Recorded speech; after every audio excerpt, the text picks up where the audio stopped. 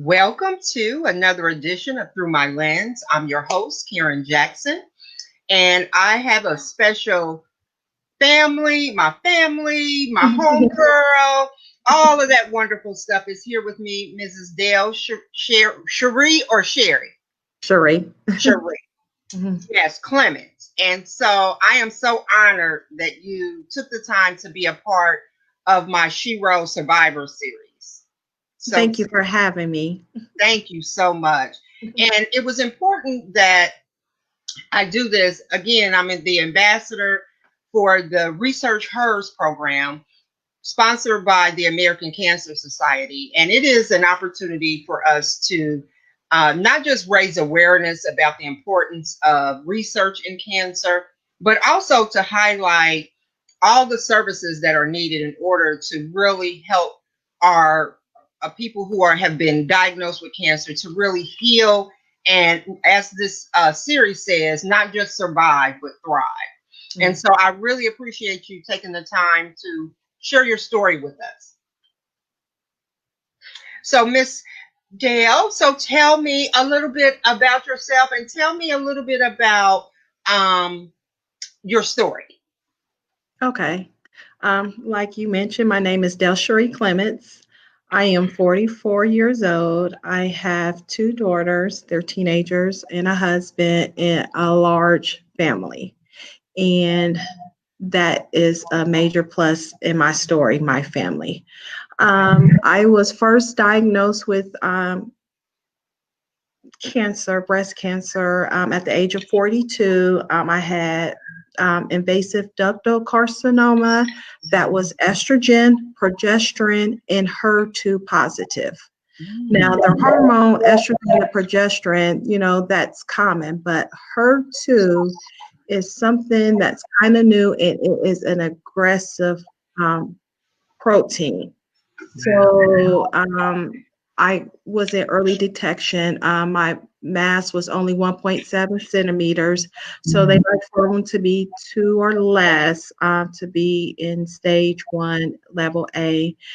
So considering that it was aggressive, that was a major plus, which I'm going to have to be honest, I didn't get my testing at 40.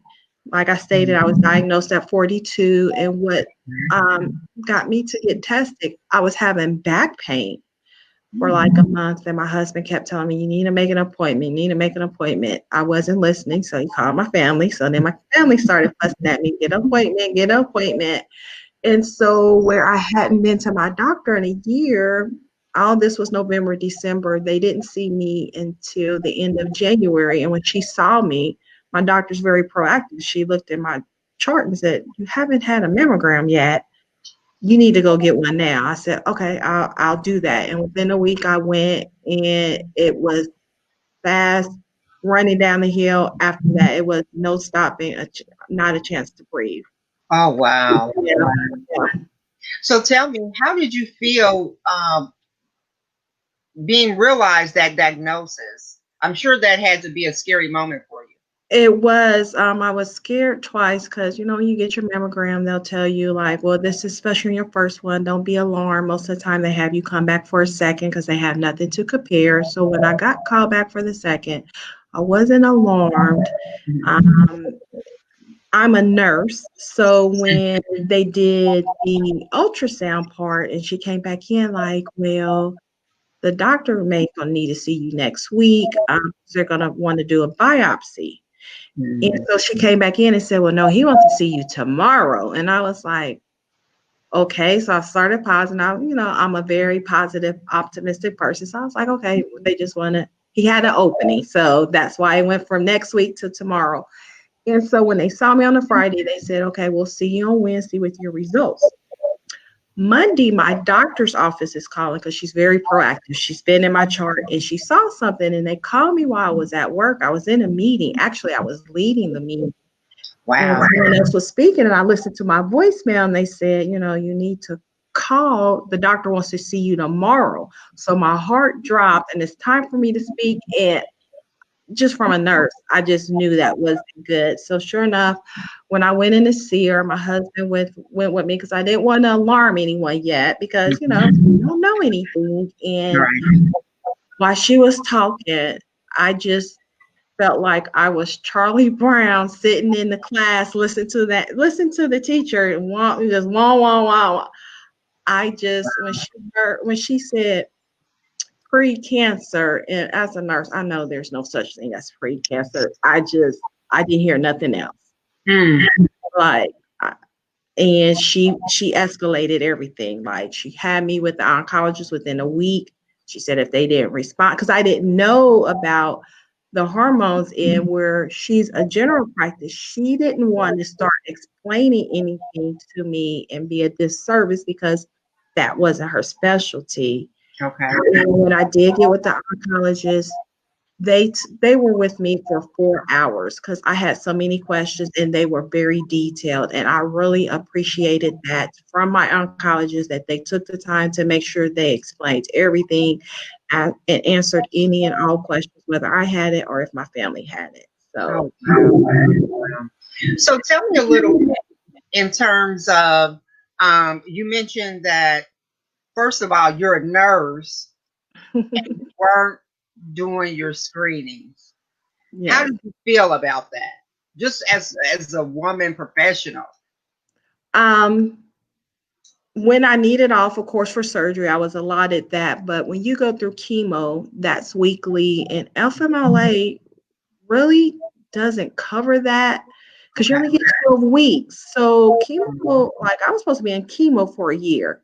So it Wow. was nice that I was a mobile worker, that I was able to have my computer and my phone with me and working. So it is also a warranted distraction because I know at the end you're going to ask me my biggest takeaway, and that was my biggest takeaway that I never wanted to lose sight of who I was. That's also why I was private because sometimes people will be like, "Oh, they want to baby you, like, oh, you have cancer."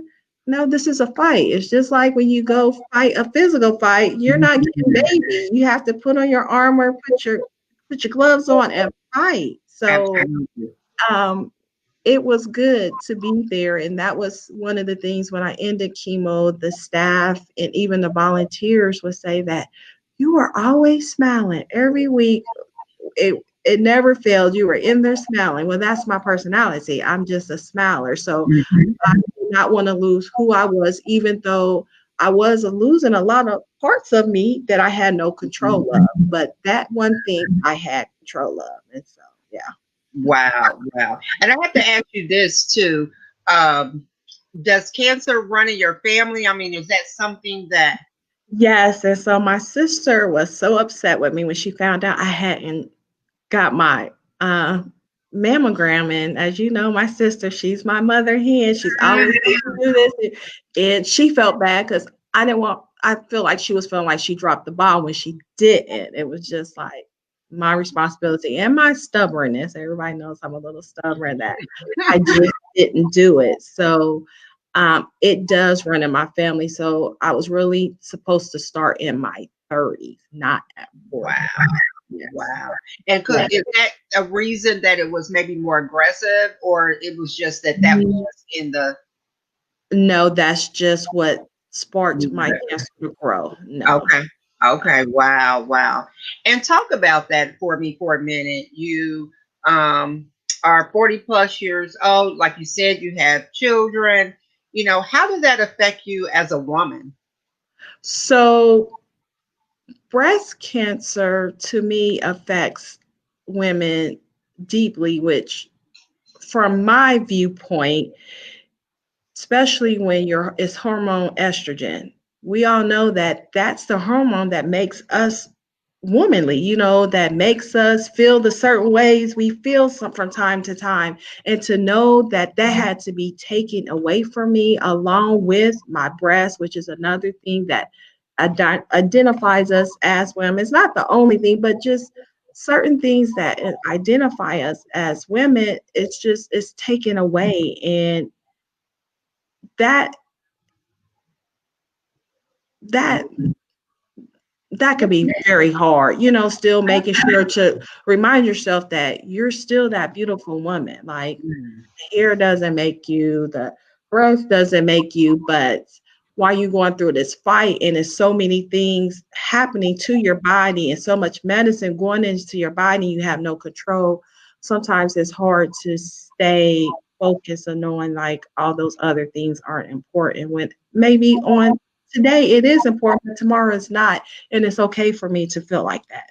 Absolutely, Yeah. absolutely. And I'm sure self-care during this process had to be like Yes. extremely Yes, important.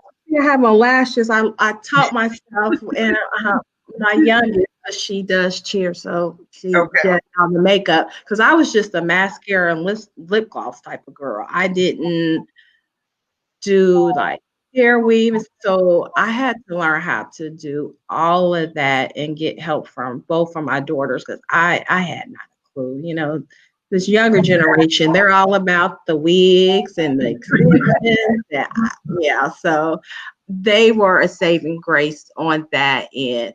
My oldest, like when I came home from the beauty salon, and my hair was falling out, I went straight to the room because I'm just so private. And she wanted to be, wanted to help me and be part of it. But I just knew it was something that I had to dig deep down because I knew that that didn't make me, but it hurt me. Oh, Like the hardest battle when I lost my hair. Everybody suggested that went through cancer before, like maybe you should shave it off just so you can have that control. But I've always had long hair, and hair was always like my thing. So cutting it off, even to say I had control, it wouldn't have, that wouldn't have helped me either. It was just something that I was in denial. I was really hoping that it wasn't going to happen. wow, But wow. yeah, And I could totally understand that because, like you said, I mean, as long as I've known you, you've had beautiful long hair, I So learned this now. This is that's what I was so getting ready to say. But you're wearing that very well, girlfriend. You are thank wearing you, it thank well. You you. look Yes, beautiful on you. It thank really you, does. thank It you. really does. So talk about that a little bit. Um, you know, our appearance and our hair and all of those things are so important to us. But again, like you said, we just can't let that define us. So what Yes. would you say to a young woman who may looking at maybe it's not cancer, maybe it's something else that's really going to cause her to have to um, lose her hair? So what advice would you give? I would say lean on resources. If your friends have a teenager or even someone in their 20s, because there's a lot of people throughout the city that knows how to make personal wigs for you. You don't have to go and spend a lot of money. They know how to get the caps at the hair store. You just buy bundles of hair, they'll put it together. It's just reaching out, finding that those type of people. And see, I was challenged on that because I'm not a social media person. I do not do Facebook. I don't do any of that. So without my kids, I would have been out the loop on that part. And my goddaughter, because she does that.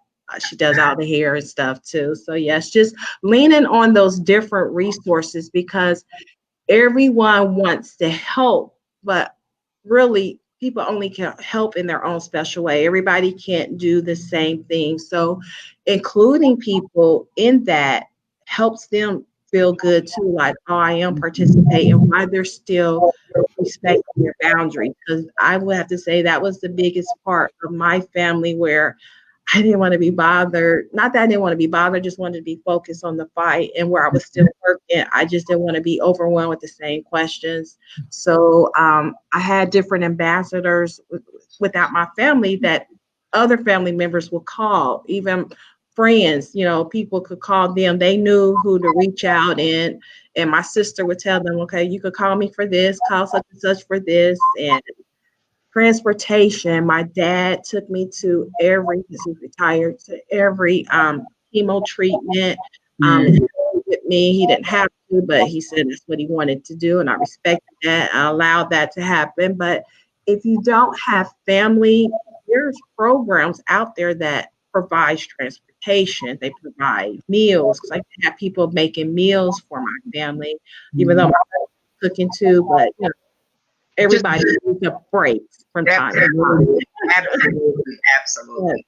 And I think that's so important about having a support system, and that's what it seemed like. Like they allowed you to have the privacy that you felt you needed to get Mhm. through that. Yes. And I know I was calling Travia, Yes. checking on you through Travia, but I just didn't want to, bother you. But just to let you know that, there's people out there thinking about you, praying for Mhm. you, and all Yes. those wonderful things. Speak a little bit about the support system. Like I said, it is very important, and I just don't want it to feel like it just has to be family because they'll need a break too. So it even went from coworkers, doing extra projects that was required of me. They were taking it on for me Oh, wow. because my immediate peers knew, but my direct reports didn't, because it would have been too large. But like my supervisor and my peers that did the same thing as me, they knew, so they were like very supportive. My kids family, friends, their parents, would help get them to where they needed if I couldn't provide the transportation because I wasn't feeling well. So all support is needed, and don't be afraid to ask because some people are just waiting on that because they're trying to respect you. They probably feel like, well, I may be out of place to ask because our daughters are only friends, like I know her, but I don't know her like that. So just accept it.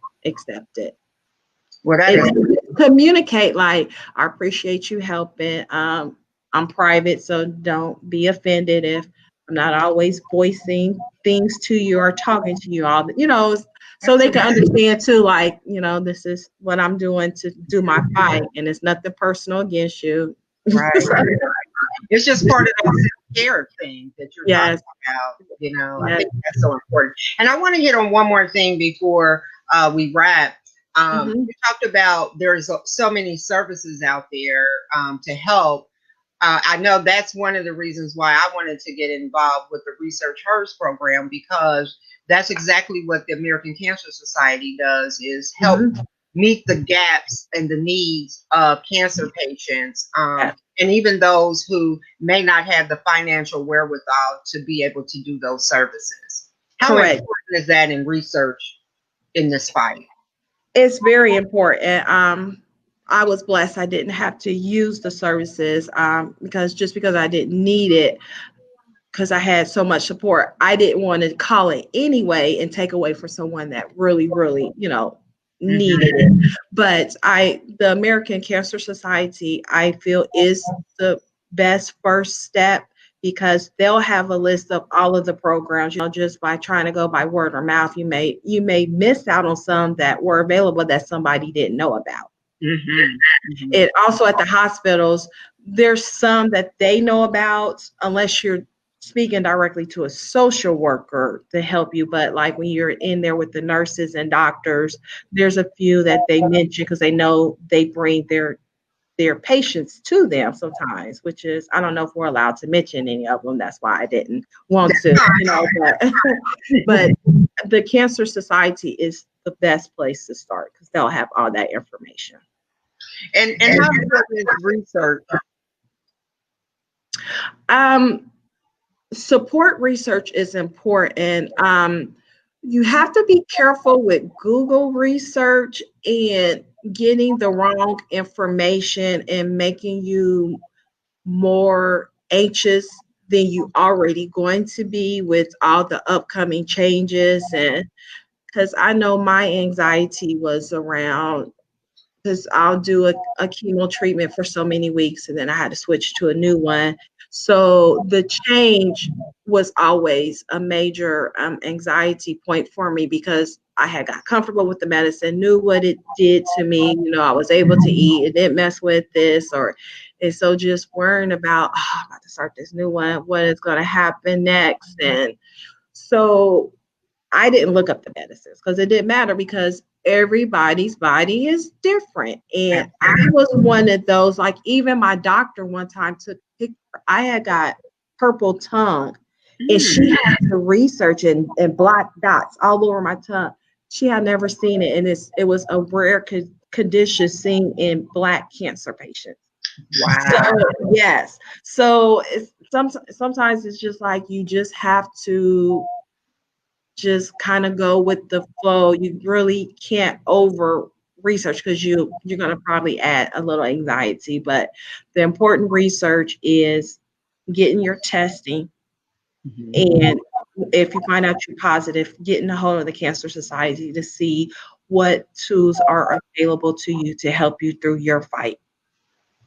Yes. That's awesome. I was going to ask you what's your parting word, but that sounded like it summed it up. Early detection and contacting the resources that are available.